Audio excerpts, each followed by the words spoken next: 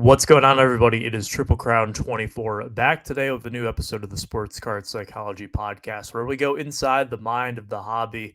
Today's topic is going to be one of those that stems directly from another one of my videos. Not necessarily a podcast episode, but this time it is from a comment that was left on one of my recent card show recap videos left up on my YouTube channel, TripleCrown24. It was left by my good friend here in the hobby and a great gentleman overall. He's been a guest on this podcast before, B-Roth6. We were talking about this slab bargain box that I had bought out. This is the third time that I've had a buyout of a slab bargain box. I want to say since the start of the year, if not sometime in December, I think was the first time that I got the first one. Regardless, it's been somewhat of a newer trend for me to go out looking for these bargain slab boxes. And one of the commonalities among the three that I have actually purchased so far, as well as the others that I have tried to pursue, is that for the more newer cards that are in there, and by that I kind of mean stuff that's mid 80s to now, a lot of the cards are eights and nines. And specifically, I wanted to focus on the nines today because Brian made a really insightful comment that I know I've joked about before on this channel. I know that there are a lot of people on YouTube who probably feel the same way. In fact, I've heard it. Some of my very good friends try to joke about it as well. But there's such a hate for PSA 9s out there. So Brian's comment, I have it up here on screen, the conversation that I'm referencing here if you're watching on YouTube, but I'll read it out for the podcast listeners. He says, quote, "It's amazing that there is almost no premium anymore for most cards that are graded in mint condition. Certainly worthy of more discussion and storytelling." Well, the latter part is what I am about to do now, but I completely agree with that. Yeah, there is no premium for a lot of cards that are graded in mint condition, and mint being, PSA 9s, SGC 9s, and especially there is a lot of, I guess you could call it, disrespect on the secondary market for the non-PSA slabs. Everybody knows that, the PSA slabs are typically the ones that carry the most resale value, especially on modern and ultra modern cards. That's no secret. But when you kind of even extend to companies that have respect in the hobby, your Beckett's, your SGCs, your CSGs out there, and you see the prices that their nines command, it is almost staggering how little people put into mint condition for those cards. And maybe that is more so a reflection of the stronghold that PSA has over the hobby. We've talked about that in several previous episodes on this podcast, so I don't really want to go into that rabbit hole again.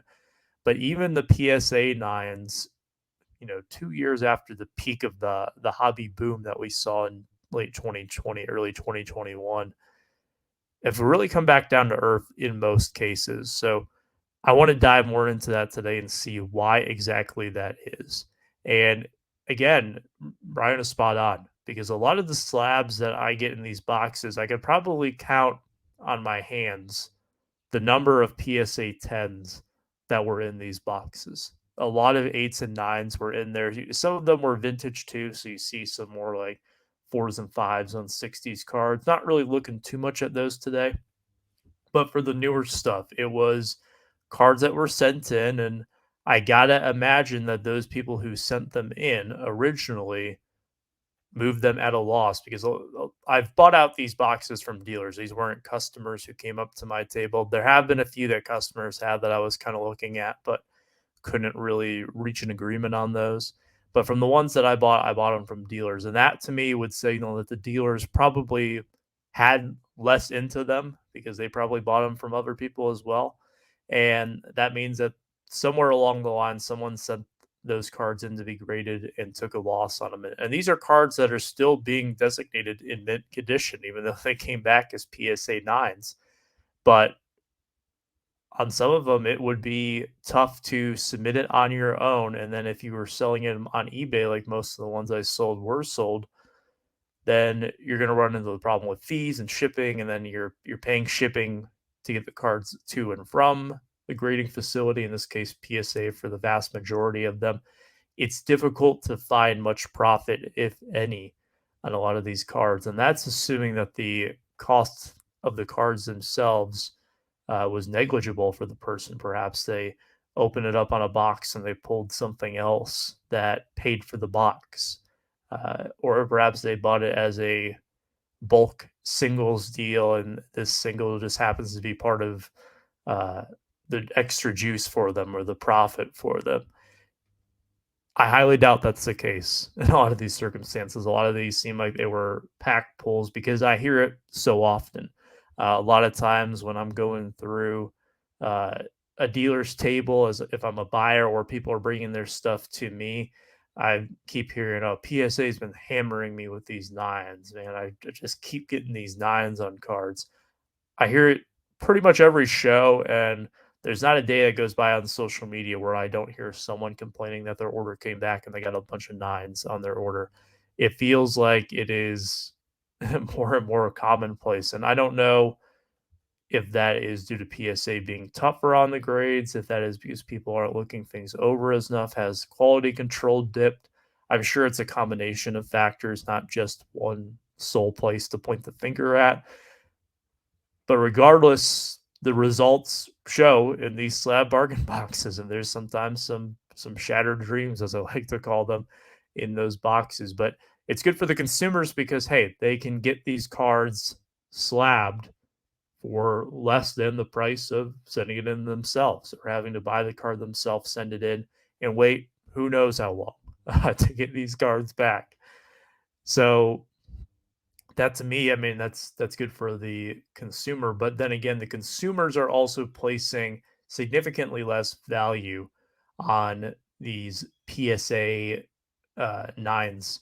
And I'm seeing it a lot too outside of sports cards as well. I'm seeing it as I get more and more into the TCGs with Pokemon cards, that a lot of the cards that I sent in from the Silver Tempest release, for example, with SGC, if they weren't tens, it was a struggle to recoup the grading costs on some of them, even if they were 9.5s, which is mint plus. Now we're even, supposedly better than mint condition, and they're still struggling to even justify the cost of the grading fees. Does that mean that I probably sent in some things that shouldn't have been sent in? Yeah, I would say that. And as I learn more and more, I can kind of look back in hindsight and determine, okay, maybe that wasn't worth sending in, or maybe I should have been looking for this when I was looking over the cards to send them in. It is what it is. You live and you learn, right? But looking at these slab bargain boxes, I feel like a lot of the people who send stuff in are going to keep sending things in. And they're still going to be pursuing those tens because it seems like that is really the best way to make money, because a lot of these cards are selling raw around the same price that the PSA 9s sell for. In fact, there are some cases where I see cards that are in nines that sell for less than the card is raw form. That's sports cards and TCGs out there, which is kind of mind boggling to me. I don't know about you guys, but if I'm ever buying a raw card, I'm assuming typically near mint to mint. And if I am selling a raw card, that is what I'm going to be advertising, assuming there are no major flaws. If there is, and I'm going to make sure I denote that. But general assumption would be near mint to mint, which is the grading equivalent of a 8, regardless of which company you're looking at. Some people, and I've done this in the past, will even go as far as to say like all these cards are just near mint, which would be the equivalent of a 7. So that would make me feel like something that is a grade of a 9, where it's been looked over by someone who is paid to look over cards for condition for a living, has assessed it as mint condition. You would think that that would put a premium on a card, but really it doesn't. And even if it does, it doesn't really put a premium on it as much as one would think it would. I've talked about this before with some people who aren't collectors or card people, and I've kind of explained the grading thing to them before, because I've talked about like the group submissions that I run, and or people maybe who are just novices looking to get into grading, and oftentimes they describe something as mint condition being like the tip top shape. Like mint, there's nothing better than that. Well, actually, there's these things called like gem mint or pristine or black label or gold label, all these fancy terms that makes our cards sound better than mint. And because there is something that is better, it's one of those grass is greener situations where yeah, it's mint, but it could be better. And what this ultimately boils down to is it's a bit of a toxic trait that a lot of collectors have, but it is also points to perfectionism. And I feel like that's a very common trait among collectors, especially those dealing with cards, right? We want our stuff to be in pristine shape. We don't want things that are banged up. When we're looking at our cards, a lot of times I notice that when people are showing off a card or they're describing a card, they feel obligated to point out a flaw right away, or perhaps our eyes are trained to look for the flaws right away. I know that I received a card in the mail today that I had purchased off of Whatnot, and it had a bad corner on it that I wasn't aware of. And it was one of the things that I immediately noticed as soon as I got the card out. And perhaps that's just because my eyes become trained to look for those types of defects on cards. Maybe it's something else, but whatever it might be, it is definitely a bit of the perfectionist in me. Whereas, if it has any kind of flaw with it, I know that I could potentially do better. And therefore, in some cases, mint is just not good enough. Why is this problematic, or why do I call it a toxic trait? Well, it's because it leaves very little room for satisfaction, and it leaves very little room for pride as well in our own collections, where we'll always be chasing something better when sometimes it's as good as it gets. And I'll give you an example of that. Is say that pick a baseball Hall of Fame rookie card that is on your bucket list, one that you don't own that you would love to own. Think about it, put it out there. Let me choose the Roberto Clemente rookie as my example. Well, let's say that I bought a PSA 4 for myself. That's it's going in my collection. This is going to be kind of my grail card, if you will. I love my 4, but perhaps it bothers me a little bit that I could realistically afford a 5, and there's a 5 out there that, maybe I could get instead. Or there's a 6, and perhaps a 6 leads into a 7. And of course, on cards like that, the price is astronomical as you move between the grades, especially as you go up in the tier of those sevens, eights, and even the unicorns out there that are nines. And a lot of those are at price points most of us will never touch or dream of touching out there. But you can even scale it down to something that is perhaps more recent, like say that you're looking to get a US 300 Juan Soto rookie and you have a 9, but there are plenty of 10s out there, and perhaps 10s are kind of dipping in price, and you feel like, well, maybe I should just upgrade to the 10 now. Regardless of the quality of the card, maybe you have a 9 that is graded, perhaps in your opinion, extremely harsh. The grader was having a bad day. They stubbed their toe, all the cliches out there. Uh, and you're looking at a 10 that maybe is in as good of, if not worse shape than your PSA 9, but because it says a 10 on it, it's the perfectionist in us. It drives us to want that better grade and to want to have the, in our minds, better version of the card. Whereas in reality, we still own the card. And I feel like that is something that has kind of been lost in the mix here. We're not talking about a card that would be an absolute beater, right? I'm not talking about owning a PSA authentic Roberto Clemente that has a chunk bitten out of the corner. I actually owned a Clemente rookie last year that looked like it was on someone's keychain. There was a hole punch in one of the corners. It looked like you would put it on your keychain ring, and it wasn't the prettiest looking one. In fact, I would say it was probably a little bit below average for one. That was okay. I was happy with having the card, and I've moved on from it since. It ended up being part of a trade with a very good friend of mine who I've met through my dealer life, we'll call it that. And I still own the card. I can still say, hey, I own this Clemente rookie, and I plan to own another one again someday. But part of me deep down inside did think, okay, well, for a few extra $100, I could upgrade to a 2, and then after that, for a few extra $100, I could upgrade to a PSA 3.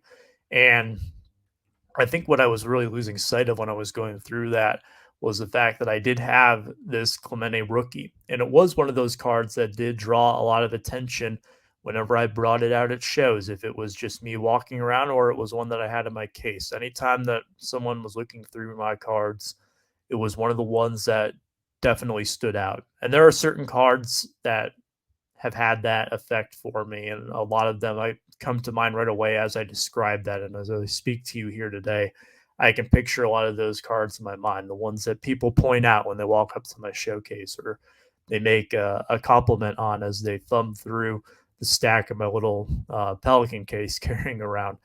They look at those cards, they appreciate those cards, and they also talk up those cards too, which is nice.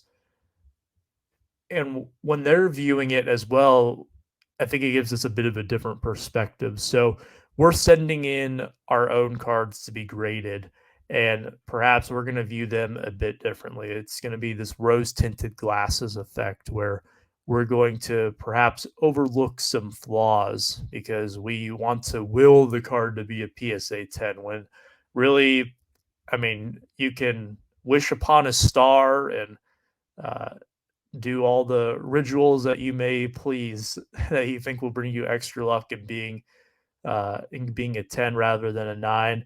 At the end of the day, it's up to that grader to make it a 10 or a 9. You can't ever force a card into a slab with an assigned grade. And I think a lot of times that we'll look at our cards when we're sending them in and overlook some flaws because we don't want to see those flaws. We want to see a perfect card. We want to see a card that's going to get a 10, or if you're sending in vintage, whatever type of grade that you want to get. But then when they come back, it's easier to point out your flaws once it has that assigned grade and talk down the card.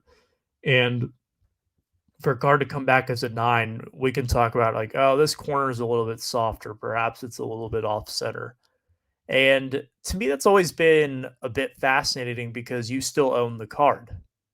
But again, because that higher grade does exist, we are trained, the perfectionists in us are trained to want to go after that higher grade.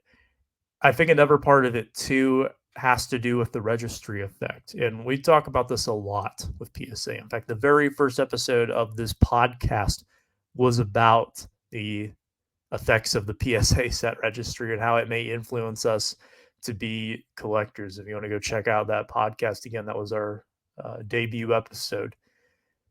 And it's really true. I have felt it before as well, where I've had a PSA 9 of a card, and I'll look over at the registry and see a bunch of people who are ahead of me on the registry have that PSA 10, or the people who are at the top of the list, maybe they have all 10s. And when you see something like that, it makes you think, well, if I have a 9, I can never be number 1. It's this competitive edge that is, I guess, in some ways healthy because it does encourage some of us to go out and pursue things or to maybe opens our eyes to new collecting possibilities and finding something that we enjoy. So I'm not going to say it's a total negative, but there are definitely some dangerous ways of thinking that can stem from getting involved in a lot of these registries where you see someone having a bigger boat. That's a phrase that we've used on this show before. And someone always has a bigger boat. There's always going to be, you've got the guys out there who have the PSA 9 Hank Aaron rookies, and that doesn't make your PSA 1 or PSA 2 Aaron rookie any less valuable. It makes it or any less enjoyable for you or any less special to you if you can find the best example that you're happy with at a price that you're happy with. Why not go for it? But because there are better versions out there that do exist, oftentimes we are left kind of chasing the next best thing. And it's a cycle that we see in the hobby, not just in terms of grades, but also just in terms of how players cycle in and out. There's always a new top prospect to be chasing every single year that Bowman comes out. There's always a hot new rookie autograph to go after in Topps Chrome, or the big RPA that people will spend thousands of, or tens of thousands of dollars chasing in national treasures for basketball and football. There is always something bigger and better out there in our minds that we want to pursue. And because of that, we don't always take the time to kind of appreciate the fact that, like, hey, we do have this and it is in good shape, right? Being in mint condition, why is that such a bad thing? And really think about like other hobbies too. I'm not into the grading of comic books or video games or coins. My knowledge of them is very pedestrian, to say the least. And that might even be overstating it. I kind of know which companies offer those services, but if you told me to grade these types of items, I would have no idea really where to start. I would be lost. Whereas if you're talking about cards, like I could tell you, all right, we're going to look at the corners, we're going to look at the surface, the centering, the edges, we're going to look at the quality of the autograph. I could rattle those off no problem. Whereas the other facets of other collectibles out there might be a bit more of a stretch for me. But when I look at a lot of those too, a lot of the grading scales for those, when you see something that's in mint condition, it is kind of considered a grail. It is something that is kind of considered the tip top standard. Whereas in sports cards now, I feel like because there are so many tens out there for these ultra modern cards, that we are trained to kind of expect the best, and anything less than that is not acceptable. Um, and that's kind of unfortunate because I think it takes away from an enjoyment of a lot of cards that a lot of people would be really proud to own. And perhaps their enjoyment in owning them is dissolved a bit by the fact that someone's opinion on one day gave it a mint designation rather than a gem mint designation. And really the difference between the two is sometimes so minute that it might as well be non-existent. So that is today's episode. It's a bit of a shorter one for me. I just wanted to kind of run with this topic a little bit and branch out with a little bit. So I appreciate Brian for even mentioning it because, well, without his comment, I probably wouldn't have done this episode today. But I would love to hear what everyone thinks in the comments down below if you're listening on YouTube, or if you want to reach out to me privately through any of my social medias as well. If you're listening on podcast form, would love to hear from you as well. Why do you think that we have such a disdain for mint cards, and anything less than gem mint or pristine is considered a bad thing by a lot of people in the hobby? Again, I'm not saying everyone thinks this way. There are plenty of people, myself included, who will cash in on the good deals to be had on cards that are nines out there. But it is still something that is a significant enough trend in the hobby where I feel like it deserves discussion, as Brian said in his comments. So thank you so much for listening today. I'll be back next week with some more sports card content. Until then, take care, stay safe, be kind.